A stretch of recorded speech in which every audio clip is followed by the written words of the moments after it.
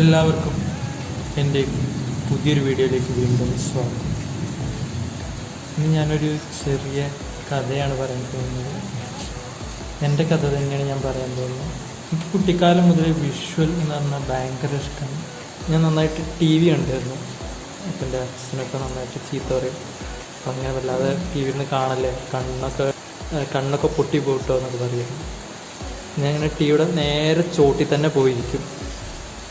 ആ ഒരു വിഷ്വൽസിൻ്റെ ഭംഗിയാണ്, അല്ലെങ്കിൽ ആ ഒരു എന്താ വെച്ചാൽ അത് കാണുമ്പോൾ ഒരു ഫീല് TVയുടെ നേരെ ചോട്ടിൽ തന്നെ പോയിരിക്കും.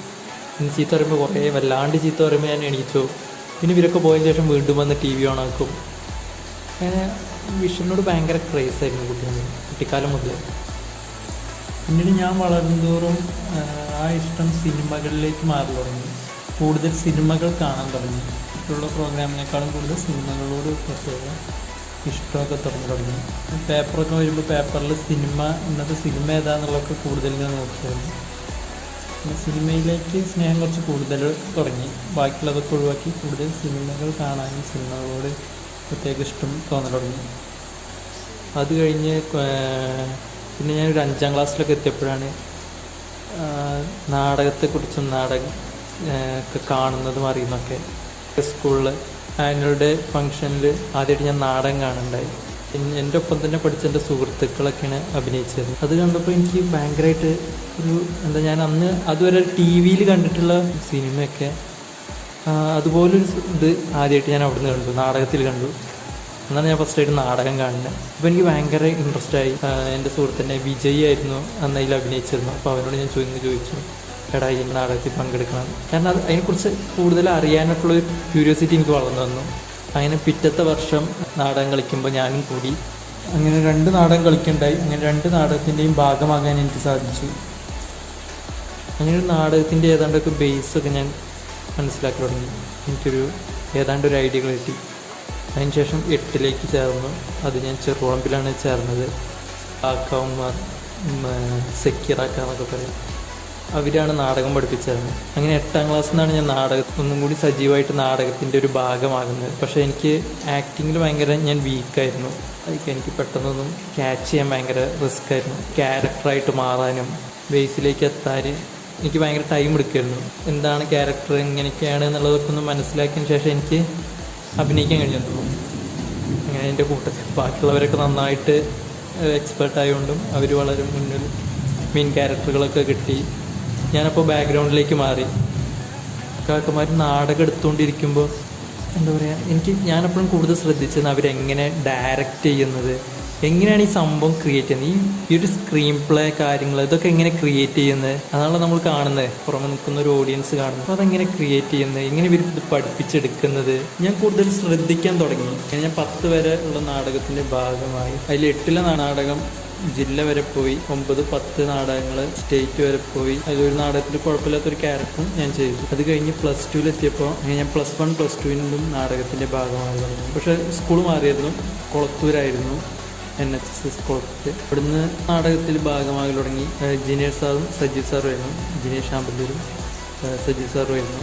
+1ഉം +2-ലെ നാടകങ്ങൾ സ്റ്റേറ്റ് വരെ പോയി. അതൊന്നും കൂടി നല്ല ക്യാരക്ടേഴ്സ് ചെയ്യാൻ പറ്റി.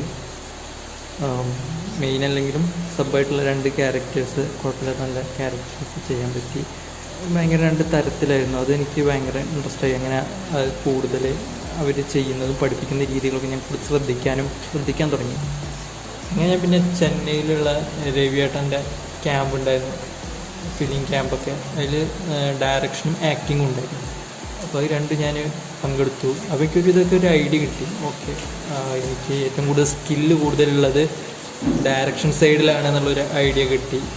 അതിന് ശേഷം പിന്നെ സതീഷ് ചേട്ടൻ്റെ ഉണ്ടായിരുന്നു ക്യാമ്പ്, നാടക ക്യാമ്പ്. അതിലും ഡയറക്ഷനും ആക്ടിങ്ങിലൊക്കെ കൂടുതൽ ഞാൻ ശ്രദ്ധിക്കാൻ തുടങ്ങി. അതിന് എനിക്ക് മനസ്സിലായി, ഓക്കെ, ഇന്ത്യയിൽ ഇപ്പോൾ 3 വർഷത്തെ എക്സ്പീരിയൻസ് വെച്ചിട്ട് എനിക്ക് കൂടുതൽ തോന്നി ഞാൻ കൂടുതൽ ശ്രദ്ധിക്കുന്നതും ക്യാച്ച് ചെയ്യാൻ ശ്രമിക്കുന്നതും ഡയറക്ഷൻ എന്നുള്ള സൈഡിലാണ്. ഓക്കെ, അപ്പോൾ എൻ്റെ സൈഡ് സ്കില്ല് കൂടുതലുള്ളത് ഡയറക്ഷൻ എന്ന ഭാഗത്താണെന്നുള്ള മനസ്സിലായി. അതിന് ശേഷമാണ് ഞാൻ +2 എൻഡിങ്ങിൻ്റെ കഴിഞ്ഞ ശേഷമാണ് ഞാൻ അതായിട്ട് ഷോർട്ട് ഫിലിംസ് ചെയ്ത് തുടങ്ങി. ഡിഗ്രി ടൈമിനിടയ്ക്കായിരുന്നു ഞാൻ ബ്ലാക്ക് കർട്ടൻ എന്ന നാടക സംഘത്തിൽ ഞാൻ ചേർന്നത്. അതിന് ഒരുപാട് കാര്യങ്ങൾ ഞാൻ പഠിച്ചു. എങ്ങനെ സ്ക്രിപ്റ്റിനെ രൂപപ്പെടുത്തുന്നത്, സിമ്പിൾ സ്ക്രിപ്റ്റിനെ എങ്ങനെ രൂപപ്പെടുത്തുന്നത്, എങ്ങനെ കുട്ടികളെ ക്യാമ്പ് ചെയ്യുന്നത്. അവിടെ ഒരുപാട് കുട്ടികളൊക്കെ ഉണ്ടായിരുന്നു നാടക ക്യാമ്പ്. അപ്പോൾ അവരൊക്കെ എങ്ങനെയാണ് ആക്ട് ചെയ്യിപ്പിച്ചെടുക്കുന്നത്, ഡയറക്റ്റ് ചെയ്യുന്ന ഒരു സീനൊക്കെ എങ്ങനെ അവർ ഡയറക്റ്റ് ചെയ്യുന്നത്, ഡെവലപ്പിംഗ് എങ്ങനെയാണ്. അപ്പോൾ അതിൻ്റെ ഇടയ്ക്കാണ് അതിന് മുന്നൊരു ഷോർട്ട് ഫിലിംസ് ഞാൻ ചെയ്തിരുന്നു.